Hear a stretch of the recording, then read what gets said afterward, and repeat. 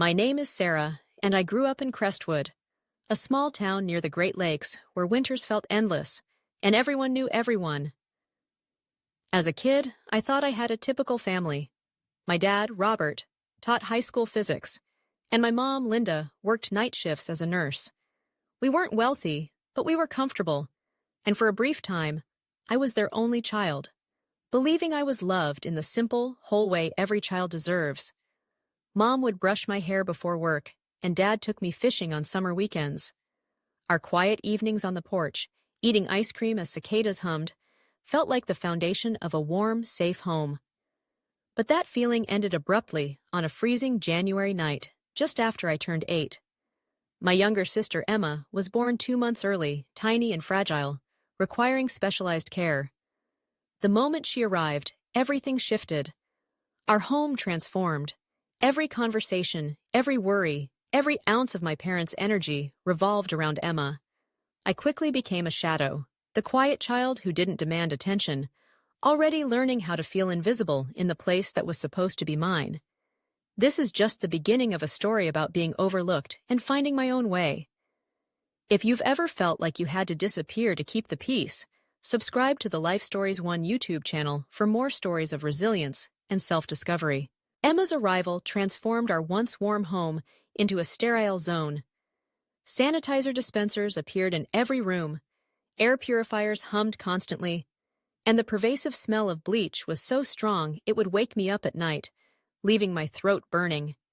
Emma, tiny and fragile, required constant vigilance, and the risk of infection became an obsession. "We can't risk her getting sick," Mom would say flatly, her eyes glued to the monitors surrounding Emma's crib. When I reached out, longing to touch my baby sister's hand, Mom would gently brush me away, her movements soft but firm, as if I, too, were a potential threat. From the moment Emma came home from the hospital, everything revolved around her needs, her health, her schedule. Anytime I coughed or even sneezed, Mom would immediately pack me up and send me to Grandma Eleanor's. At first, I thought it was a treat. Grandma made amazing apple pie and always had a new book waiting for me. But little by little, the visits became more frequent, the urgency in Mom's voice more apparent, and I slowly understood. I wasn't truly welcome in my own home.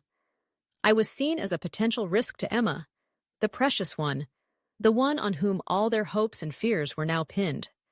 I tried desperately to win back a sliver of their attention, a glance, a smile, a word of praise. I got a perfect score on my first third-grade math test, clutching the paper on the bus ride home, imagining Mom sticking it on the fridge like she used to, a small badge of my worth.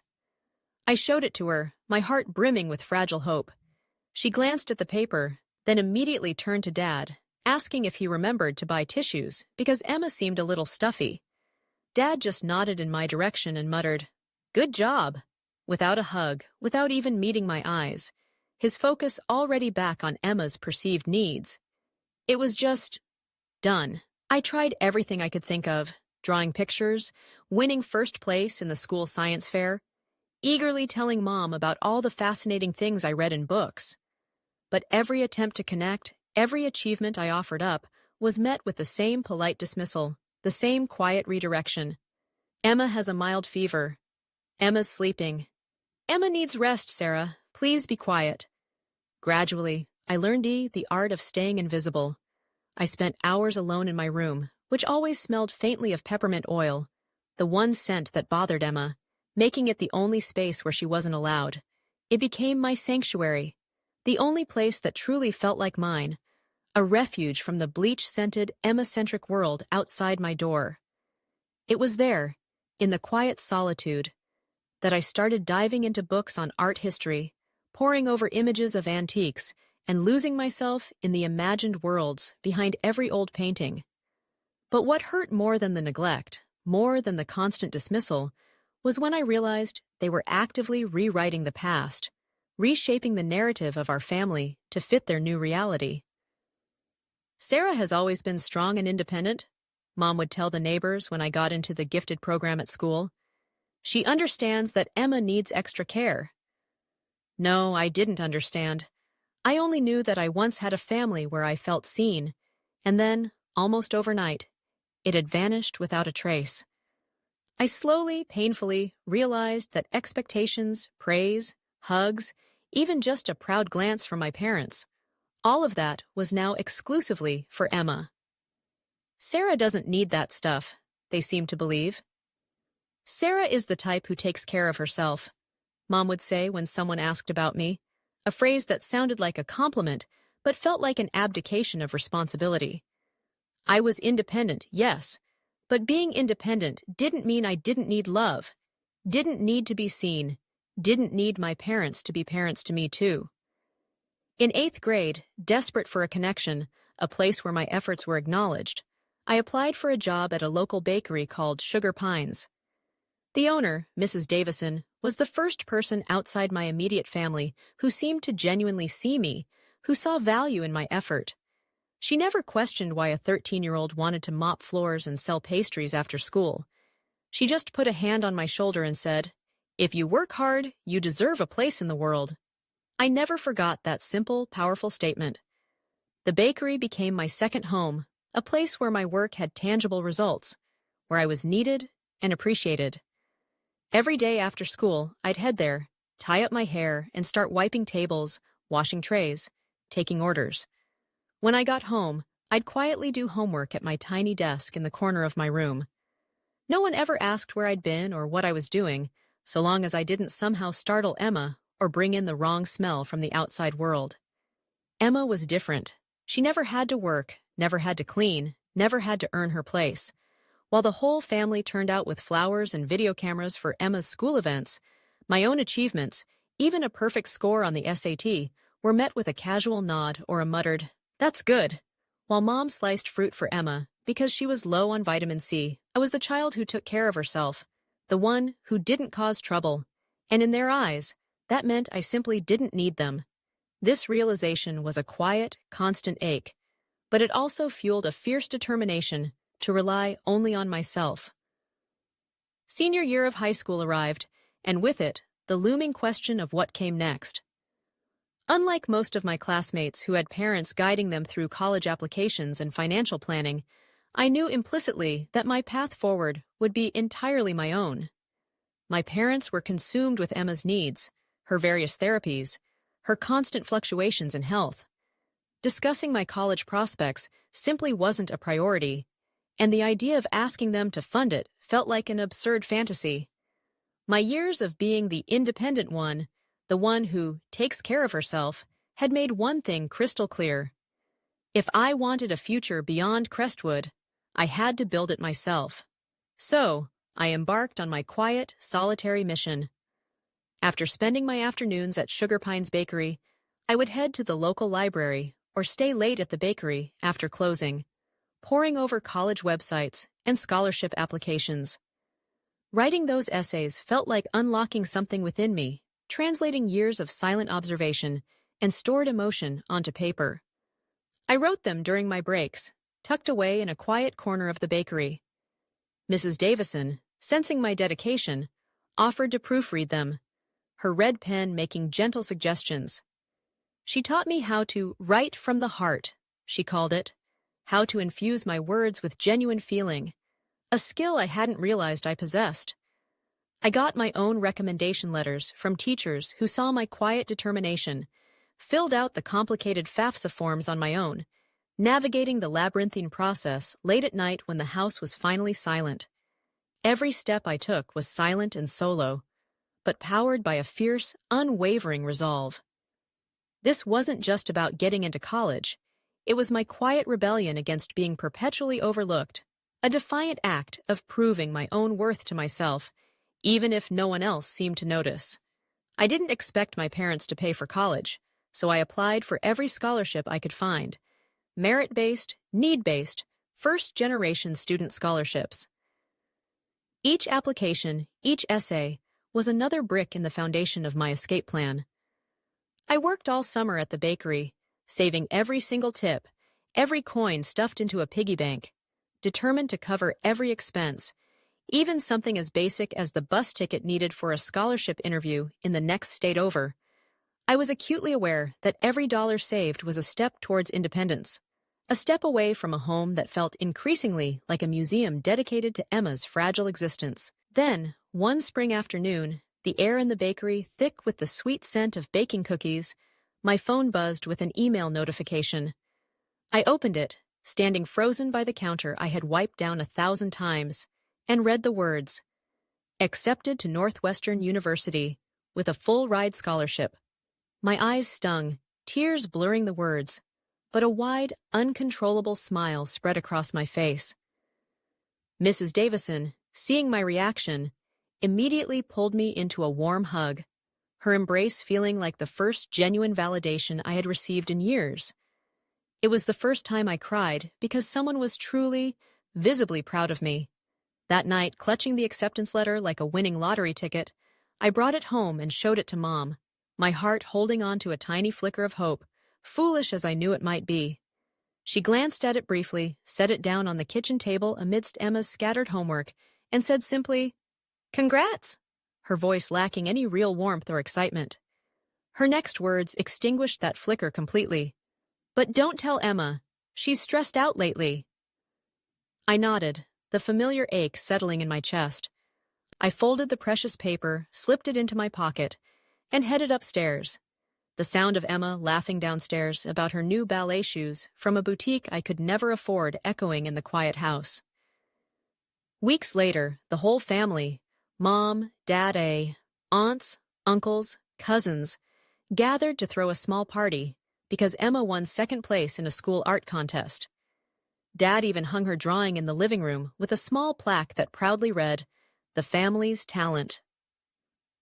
I looked at the picture, a brightly colored, slightly lopsided pink cat, standing on a rainbow, and then thought of my college application essay, praised as exceptional beyond expectation by a Northwestern professor, now tucked away in my desk drawer, unseen and unacknowledged. That's when I knew, with absolute certainty, that no matter how hard I worked, no matter what I achieved, I would always be the child who didn't cause trouble, the one who took care of herself. And Emma, no matter how ordinary her accomplishments, would always be the special one, the center of their universe. But this time, I had the key to leave, that full scholarship, and I swore to myself that I would become someone they could never, ever overlook again. Majoring in art history at Northwestern felt like a natural extension of the solitary world I had built in my childhood bedroom, a world filled with antique jewelry and imagined histories, sparked by moments sorting through Grandma Eleanor's old boxes of brooches and necklaces. I still remembered a particular hairpin shaped like a swan with pale lavender stones. Even then, I wasn't sure if it was valuable, but the way the light hit the gems left me breathless. Now, surrounded by peers rushing towards careers in finance or big media, my choice to delve into art history felt distinct, partly out of genuine passion, and partly as a continuation of my path forged independently, a path not chosen or approved by my parents. I was done letting anyone else dictate my direction. After graduating with honors, I landed an unpaid internship at a small jewelry appraisal firm in Chicago, working mostly with local auction houses. While my friends secured coveted positions in glittering skyscrapers, I quietly pulled on white gloves, bent over a magnifying glass, and meticulously photographed every tiny scratch on rings no one else seemed to care about. It was often tedious work, documenting pieces listed as low-value costume jewelry, but I approached it with the same quiet diligence I'd applied to homework at the bakery. I didn't know it then, but these seemingly nameless pieces, this painstaking attention to detail, would eventually change my life.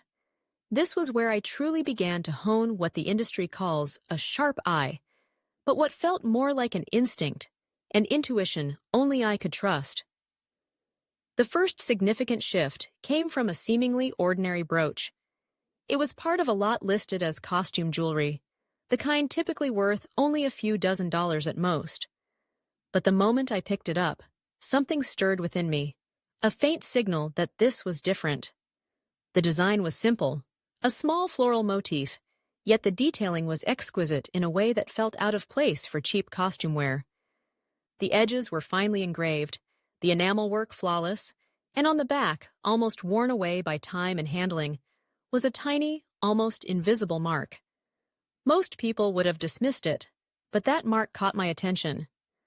Fueled by an insatiable curiosity, I spent the entire evening after my internship ended researching that tiny symbol. I delved into online databases, sifted through old auction catalogs, and even reached out to a friend from the university library who had access to specialized museum archives. My research uncovered something extraordinary. The tiny mark belonged to a little-known French artisan who had created jewelry for the nobility in the early 20th century, before his workshop was tragically destroyed during the war.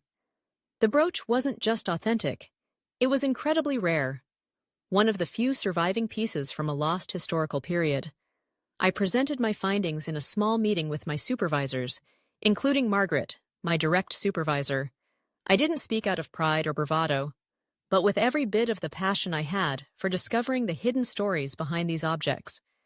I backed up my claims with archival documents, detailed design comparisons, and provenance research. The result was immediate and impactful within the small world of the firm. The brooch was reappraised, not at a few dozen dollars, but with a starting auction value of $12,000. When it went up for auction at an antique showcase in Seattle, it eventually sold for over $40,000. That was the first time my name appeared in a company-wide email, with a short but powerful line of praise. "Sarah has a sharp eye." I kept working as if nothing had fundamentally changed, still meticulously examining pieces, but more and more often, objects that had been misjudged, pieces with a hidden history, started accidentally landing on my desk. An enamel necklace written off as a reproduction turned out to be an original by a 19th-century Russian artist. A platinum wedding ring mistaken for a generic bridal piece was actually a limited design, one of only 30 made for a historic Boston family's anniversary. My ability to see beyond the surface, to trust my instinct, and back it up with tireless research, was being recognized. This success wasn't about luck. It was the culmination of years of quiet observation, independent learning, and a deep-seated refusal to overlook the value in things, or people, that others had dismissed.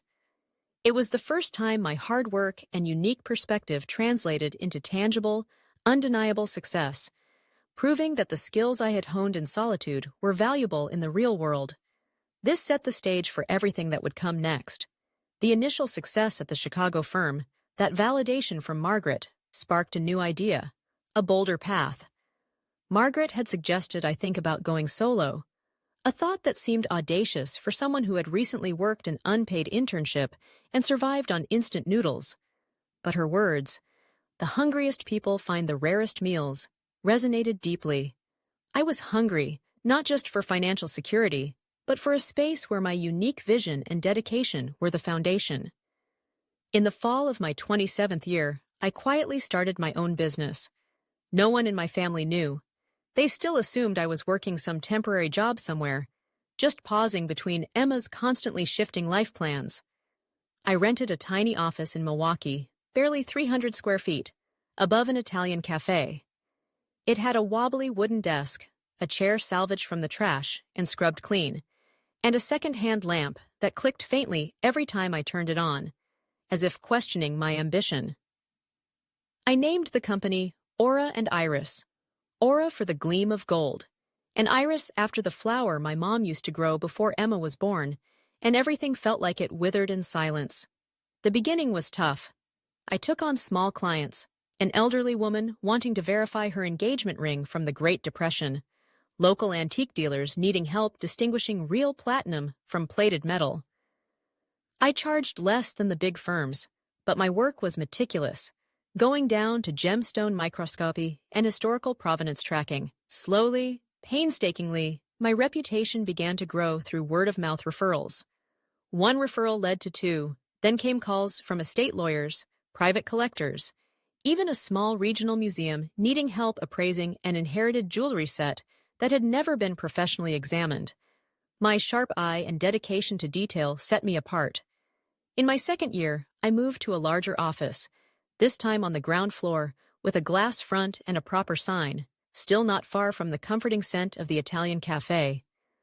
I hired my first employee, Maya, a recent geology graduate with bright eyes and an uncanny patience for tiny stones.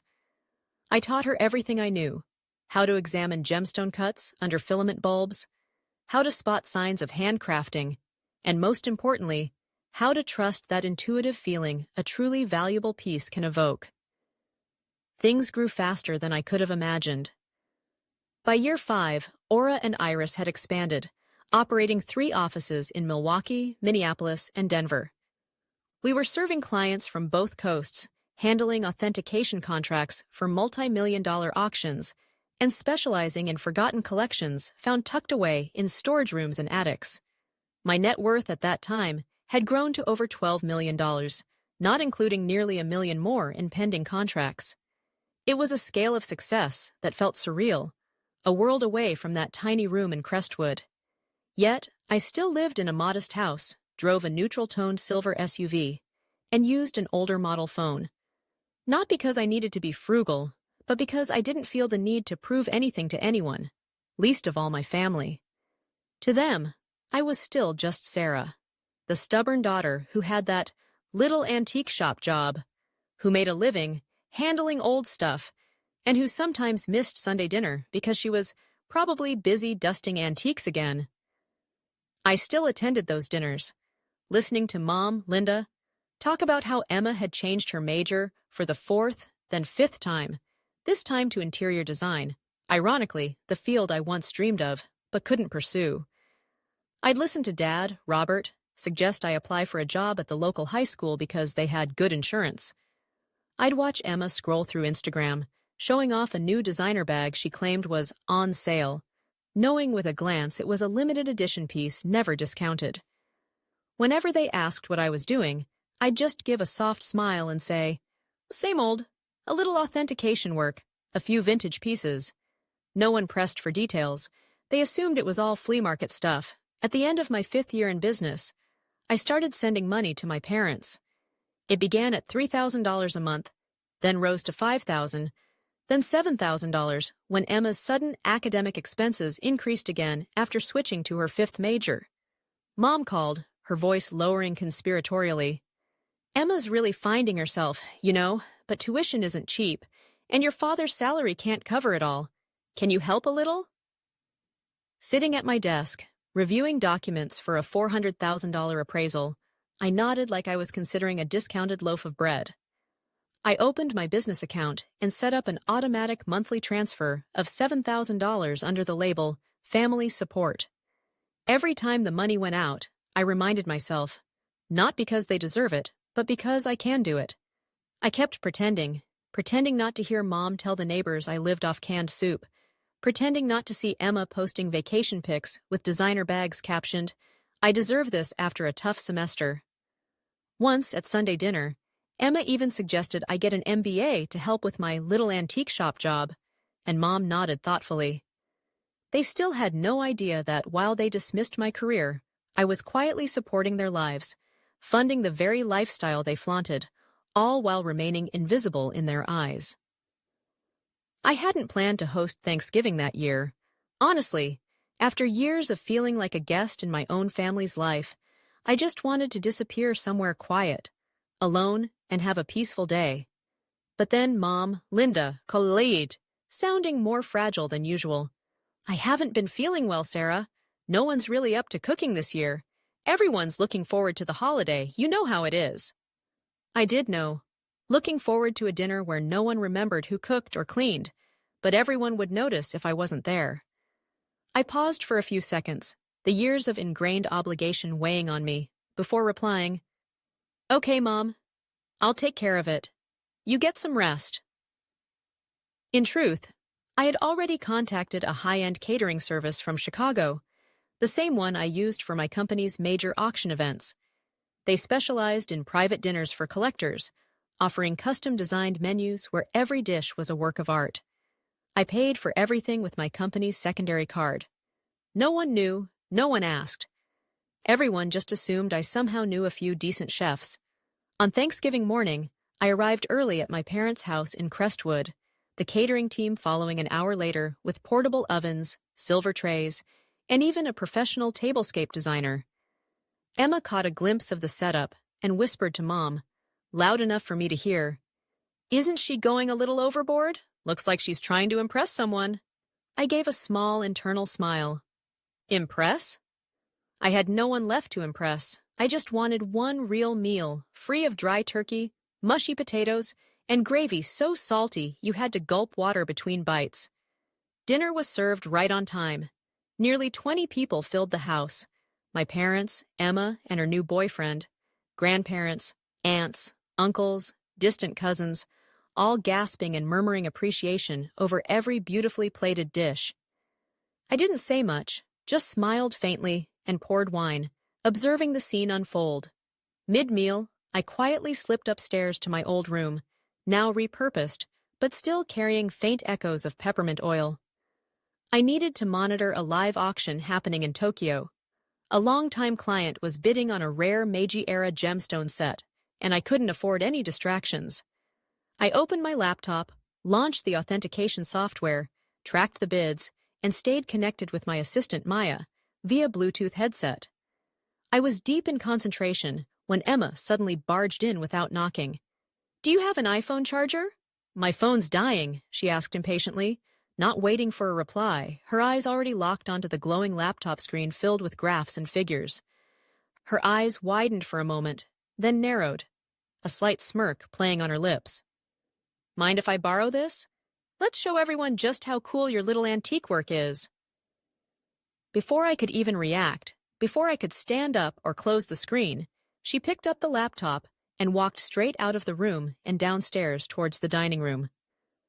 "Guys, look what Sarah is doing on Thanksgiving," she called out, spinning the screen around for everyone to see as I rushed after her, my heart pounding, a cold dread washing over me.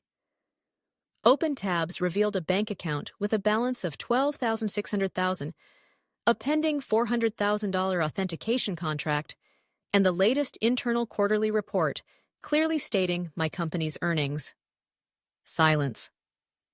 A heavy, suffocating silence descended over the dining room table, the only sound the faint clink of a fork grazing a ceramic plate. "Mom," Linda broke it first, forcing down a bite of turkey, a strained laugh escaping her lips. "Come on now, Sarah is probably just helping someone with paperwork, right, sweetheart?" I took a deep breath, straightened my sleeves, and stepped into the middle of the room, my voice steady despite the tremor in my hands. "No, Mom," I said, my gaze sweeping over the stunned faces staring at me. "I'm the one signing that contract. I am the CEO of Aura and Iris. My company operates 3 offices across 3 states, specializing in antique jewelry and estate asset authentication. Everything you're seeing is real." Someone dropped a spoon. Aunt Evelyn's jaw literally dropped open. My father, Robert, leaned back in his chair, sweat beading on his forehead. Emma gripped the edge of the table, her voice cracking, tears starting to well in her eyes. You have that kind of money," she choked out, "and didn't say anything? Mom and Dad are in debt for me. I'm still in school." I turned to my mother, her face pale, then to my father, who had turned bright red. "I've been transferring $7,000 to you every month for over 2 years, I said, my voice low. "You never wondered where it came from?" Emma started crying louder. "I have a right to know," she shouted, her voice shaking with a mix of outrage and self-pity. "I'm your sister. Family is supposed to share." I looked at her, at all of them, the people who had dismissed me, belittled my work, and looked down on me while unknowingly living off the very effort they scorned. My voice was soft but clear. Family doesn't mean carrying the people who always look down on you. Someone behind me yelled something about obligations and duties, but I didn't turn back. I closed the laptop, the click echoing in the silence, and walked towards the door, the steady beat of my heart like an old gold watch, still running smoothly despite the dust and time. No one stood up to hug me, no one said, "Sarah, we're proud of you." No congratulations, no genuine smile. After a long stretch of silence, the first thing I heard was Mom's voice, sharp like a punch to the chest. "You've got millions of dollars, and you still let your parents struggle? Did you even think about your sister? I didn't get a chance to answer before Emma screamed, tears streaming down her face.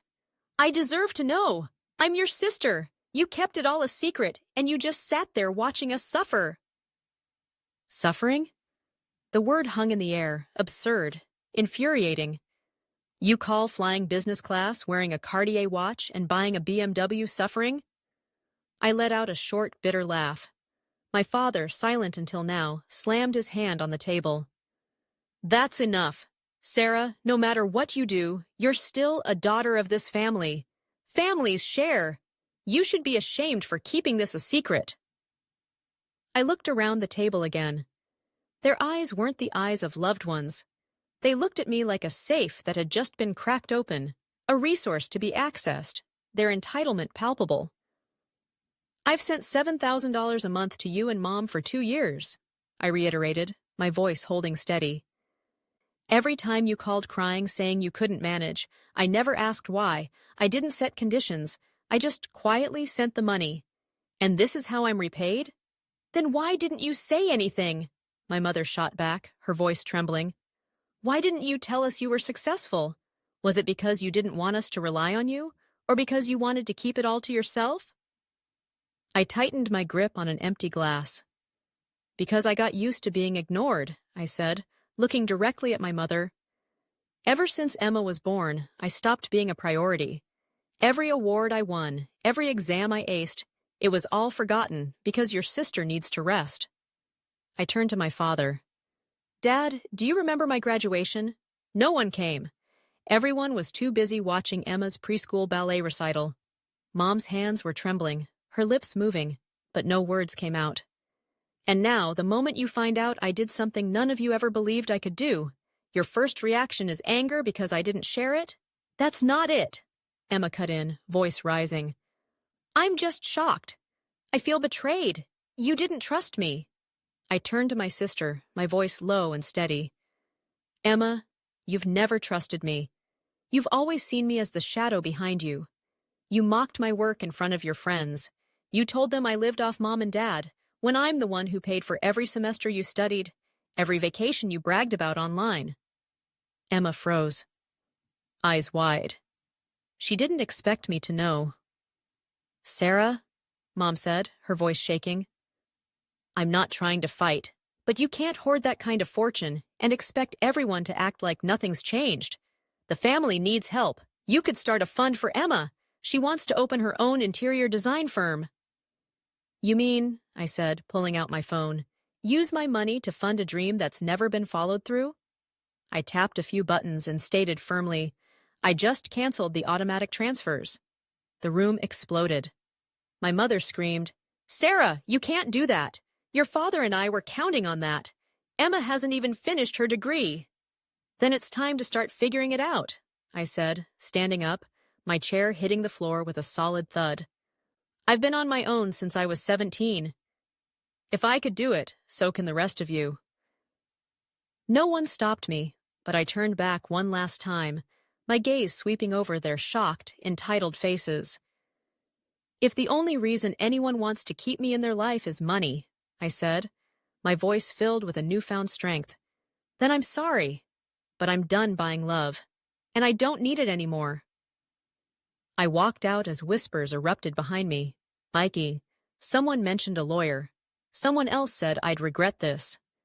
But when I closed that heavy wooden door behind me, the only thing I felt was relief. I left Thanksgiving dinner. No one saw me out. And for the first time in my life, I didn't feel guilty for choosing myself. That night back in my apartment, after leaving the Thanksgiving dinner, my phone became a relentless instrument of their panic and rage. It buzzed nonstop, texts flooding the screen, calls coming in rapid succession from Mom, Dad, and Emma. The first few were frantic pleas disguised as concern. Sarah, you're making everything worse. We need to talk. Emma's falling apart. Can't you see she's lost all faith? Followed by colder, more measured messages from Dad. I don't know what kind of person you've become, but this is not how you treat family. Then Emma's accusations. You're ruining everything. You'll regret this. I powered off the phone, placing it face down on the table, hoping to silence the storm, but it continued to rage externally. The next day, company emails started receiving spam, not typical junk, but pointed messages, mostly from names that were all too familiar. Uncles, distant cousins, even the wife of my dad's friend, who once thought I wasn't exactly brilliant. It was a coordinated effort to pressure and harass me. Recognizing the need for a clean legal break, I hired an attorney, Marcus. He had represented some of my VIP clients in complex estate disputes, and when I handed him the thread of messages, his face didn't flinch. He simply nodded, understanding immediately. "You need a clean break," he stated calmly, "financially and legally." He drafted cease and desist letters, formal notices demanding they stop all forms of harassment, threats, or financial requests.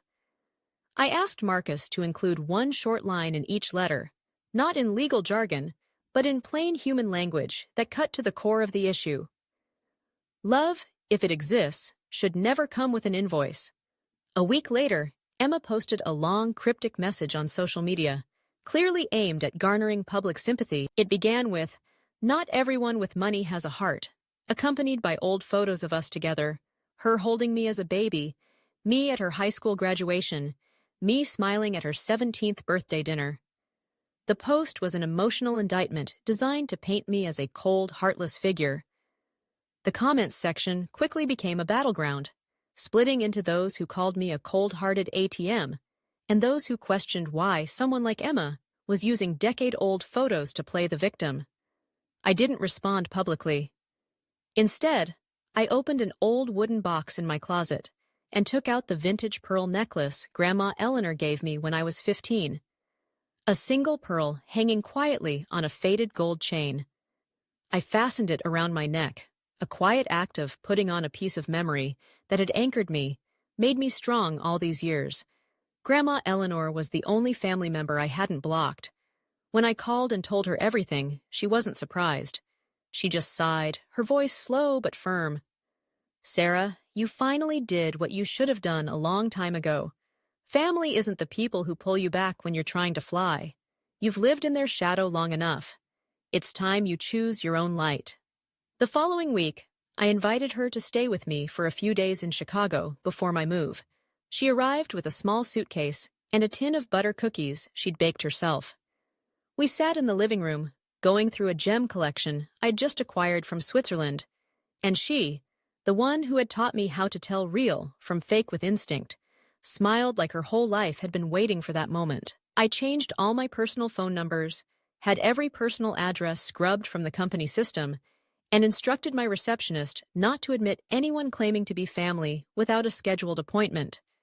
I signed a lease for a new company headquarters in a secured complex, complete with security guards and biometric entry. My professional life continued to flourish, unaffected by the family drama. In fact, perhaps because the emotional drain was gone, the company grew even stronger. Former clients reached out, some trusting me more because I had kept my personal life and success private for so long. A renowned fashion designer contacted me to authenticate a collection. A major European museum invited me to collaborate on a project. In a strategic meeting, my CFO suggested acquiring a smaller competitor to expand our influence. "We're in a position to acquire a smaller competitor in the South if you're ready, Sarah," he said. "This could be the time to expand our influence." I smiled, realizing that I had never chased power. What I'd sought from the very beginning was freedom. I moved into my new home in Madison, Wisconsin, in early March. A modest, quiet house overlooking Lake Mendota, equipped with security measures. I set up my office space exactly how I wanted it, a sanctuary where I didn't have to shrink myself or dim my own success to make others comfortable. No more subtle put-downs or dismissive glances. I was fully myself, and that was enough to fill every empty space. Marcus called one Monday morning. "Looks like things have gone quiet," he said. I knew that silence wasn't acceptance, but reluctance. But it didn't matter anymore. I didn't need them to acknowledge who I was. I just needed to stop asking for permission to be myself. Grandma Eleanor once told me, "A true gem doesn't need to shout to prove its worth. It only needs to not be buried among the rocks. Now I had been placed in the right setting, and I would never let anyone drag me back into the shadows again. I understood that family wasn't just blood. It was the people who saw your worth, who loved you unconditionally, and who didn't try to dim your light. I had found my peace, redefined my world, and in doing so, had finally found myself.